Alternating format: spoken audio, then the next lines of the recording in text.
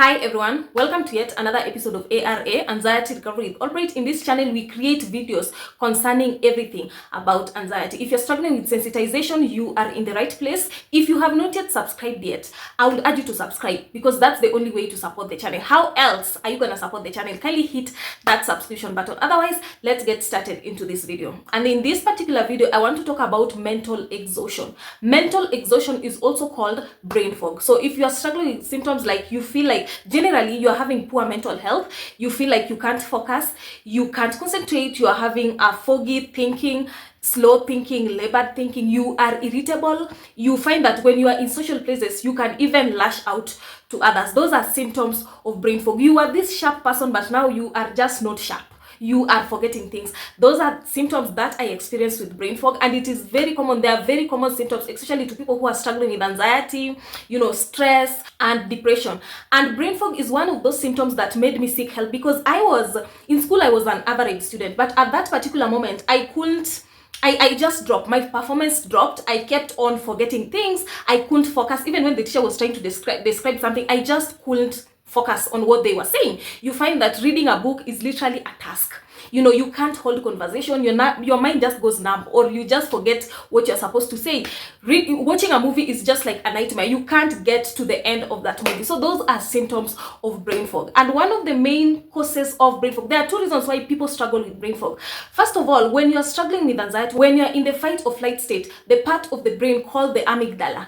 The amygdala is the brain's fear center. It is the one responsible for releasing stress hormones. Stress hormones, what are the stress hormones? The adrenaline, the cortisol, which are responsible for whatever you're feeling, the physical symptoms of anxiety, the panic attacks, the feelings of unreality, the intrusive thoughts. So the amygdala, the brain's fear center, takes over the prefrontal cortex part of the brain. The prefrontal cortex part of the brain is the part of the brain that is responsible for you, making rational decisions, rational thinking, focusing, concentrating. So when the amygdala has taken over, you find that you are because it has been suppressed. The prefrontal cortex part of the brain becomes suppressed. So now you can't focus, you can't concentrate. You find that you struggle to do things, even things that you used to do pre-anxiety, used to do just like they were nothing to you. You find that they are a struggle when you are in the disordered cycle of anxiety. The second reason why anxiety sufferers experience brain fog is anxiety sufferers are always constantly doing something mentally. They are stressing, they are overthinking, they are figuring out their own specific situation. Because with anxiety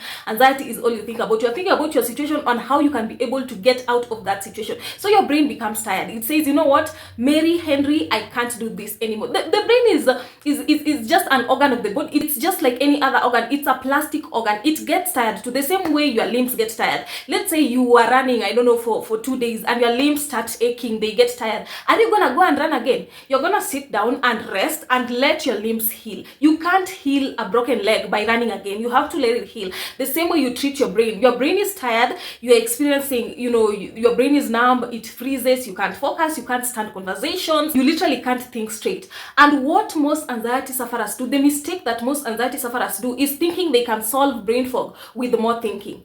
They don't know that more thinking sinks you deep into brain fog, because already you're having these symptoms because your brain is tired. It is tired from whatever you are making it go through. It is tired from your overstressing, from your overthinking, from figuring things out. So how can you be able to overcome brain fog with more thinking? While the more thinking is the reason why you are stuck with brain fog. So if you don't understand what is happening, educate yourself, because if you don't educate yourself, you're gonna think that, okay, this is just like the heart palpitations that you're always trying to solve, just the dizziness, just the the feelings of unreality. While thinking more, trying to think your way out of brain fog leads to more brain fog, because your brain is tired. It's a symptom of a tired mind. And when you're experiencing these symptoms, you don't need to do anything. You don't need to, people do different things, take medication, engage in talk therapy, supplements, yoga, breathing exercise, and those things don't work.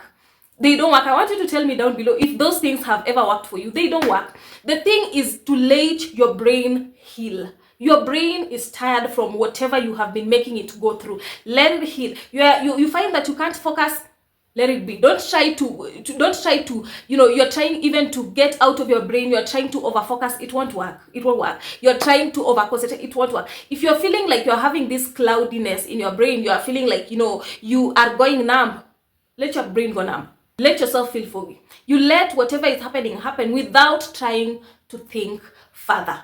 Apart from heart palpitations, brain fog is also one of those symptoms that made me feel like it's gonna develop into something else. And it is very brutal when you're struggling with health anxiety, because it's like maybe you're having a brain tumor, maybe you're having dementia, you go to the hospital. I did brain scans, I did my head scans, nothing was being found. So all along it was just brain fog. It was a symptom caused by anxiety. Anxiety causes the brain fog. Your brain comes up with a catastrophic what if thought, your mind believes that thought, you panic, then you take inspired action, which is avoidance or going to the hospital or anything that you do to try and feel relief from the brain fog, to try and stop the brain fog. So if you don't understand what is happening, you will keep on seeking reassurance, you'll keep on googling, is it dementia, is it brain tumor, while all along it's just brain fog caused by anxiety.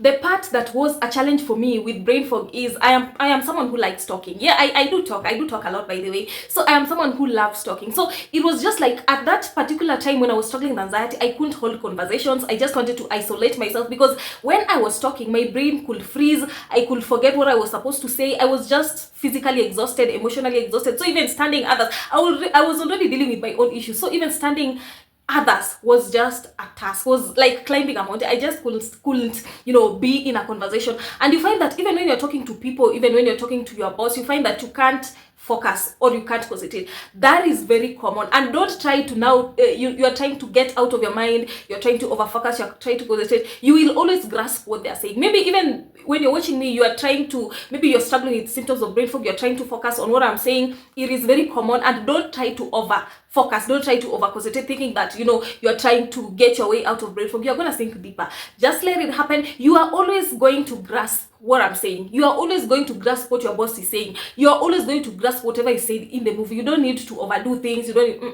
You're already having mental exhaustion. So don't add unnecessary pressure by trying to overfocus, by trying to concentrate. Just get what you gotta get. But as time goes by, as you allow yourself to feel that way, as you heal, symptoms of brain fog are gonna go away. You will find like you are now more outward. You can think clearly, you can concentrate, you don't have to try to focus so much. They are symptoms that will go away on their own when you focus on overcoming anxiety. Don't try. That was a biggest challenge for me. Yeah, I had all those things, feeling numb, feeling like I can't think straight, not focusing, not concentrating. But being in a conversation was the greatest challenge for me, because I was like, I feel like I can't even get what you're saying. Sometimes I zone out and all that stuff. Let it happen.